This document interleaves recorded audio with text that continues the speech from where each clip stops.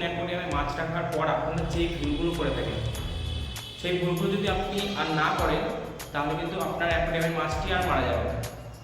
অনেকে দেখা যাচ্ছে যে নতুন অ্যাকোয়ারিয়াম আনার পর কিন্তু জল রেডি না করে সঙ্গে সঙ্গে আপনি কী করছেন, মাছ ছেড়ে দিচ্ছেন। মাছটায় যে পর্যাপ্ত অক্সিজেন প্রয়োজন, জলের মধ্যে কিন্তু অক্সিজেনের থাকে, সেই অক্সিজেন যদি জলের মধ্যে না থাকে তাহলে কিন্তু আপনার মাছটি বাঁচবে না। এর জন্য আপনাদের কী করতে হবে, পর্যাপ্ত পরিমাণে অক্সিজেন জলের মধ্যে জোগাড় করতে হবে। তো জলের মধ্যে অক্সিজেন হবে কী করে, এই জিনিসটা আপনাকে অনেকে ভাবেন যে জলের মধ্যে অক্সিজেন হচ্ছে কী করে, বা অক্সিজেন ছাড়াও যে উপকারী ব্যাকটেরিয়া জলের মধ্যে থাকতে হয়, সেই ব্যাকটেরিয়াগুলো যদি আপনার অ্যাকোয়ারিয়ামে না থাকে সেক্ষেত্রে কী হবে, কি আপনার মাছটি কিন্তু মারা যাবে। এর জন্য আমাদের কী করতে হবে, আগে থেকে জলটাকে রেডি করে কমপক্ষে 5 দিন আপনাকে অপেক্ষা করতে হবে মাছ ছাড়ার জন্য। তার আগে আপনি কী করণীয় করবেন, মেডিসিন দিয়ে দেবেন, সন্দক লবণ পর্যাপ্ত পরিমাণে ব্যবহার করবেন। সেগুলো ব্যবহার করলে কী হবে, যে আপনার কিন্তু মাছটি কিন্তু আর মারা যাবে না, কারণ সে পর্যাপ্ত পরিমাণে অক্সিজেন পাচ্ছে, ব্যাকটেরিয়া জলে জন্ম নিয়েছে ভালো ব্যাকটেরিয়া, সেগুলো কিন্তু আপনার মাছকে ভালো রাখবার জন্য থাকবে। এবং সন্দক লবণ ব্যবহার করলে কী হবে, মাছের যে রোগ হয় সে রোগগুলো কিন্তু হবে না। এবং ফাঙ্গাসজনিত সমস্যার জন্য আপনি আগে থেকে ওষুধ ব্যবহার করে রেখেছেন, এর জন্য কী হবে, ফাঙ্গাসটা কিন্তু ধরবে না। ক্লোরিনের ওষুধটা আপনি কিন্তু দিয়ে রাখবেন জলের মধ্যে, যাতে ব্যাকটেরিয়া আক্রমণ না করে, এর ফলে কিন্তু আপনার মাছটি ভালো থাকবে। এবার আপনি সব করার পরও দেখছেন আপনার মাছটি মারা যাচ্ছে, তখন আপনার কোন ভুলটি করছেন, সেটা হচ্ছে যে মাছগুলি আপনার অ্যাকোয়ারিয়ামে থাকতে পারবে সেই অ্যাকোয়ারিয়ামের মাছগুলি কিন্তু আপনি রাখছেন না। যেমন আপনি যদি অক্সিজেন ছাড়া এখন গোল্ডফিশ বা অ্যাঞ্জেল রেখে দেন, সেক্ষেত্রে তো ও সার্ভাইভ করতে পারবে না।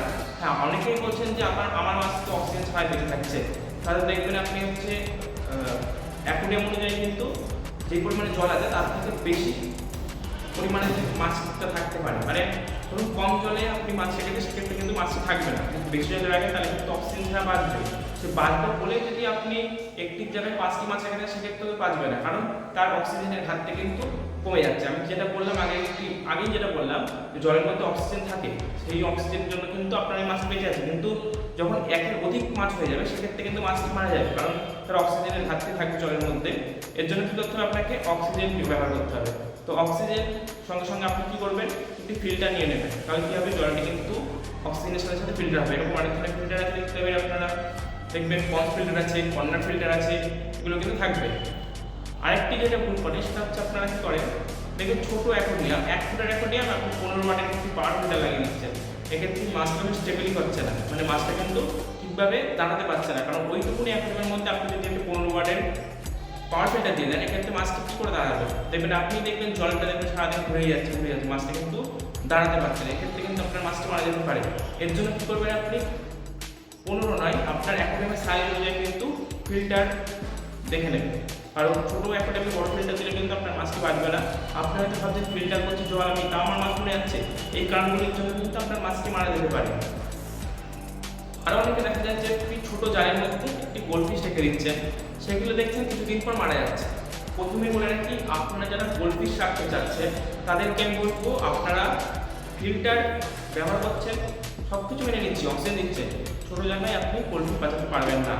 খুব বেশি হলে 1 মাস 2 মাস 3 মাস, তার বেশি কিন্তু আপনার মাছটি বাঁচবে না। আপনার যদি ইচ্ছা থাকে জালের মধ্যে মাছ করতে, সেক্ষেত্রে আপনি ফাইটার বসতে পারেন।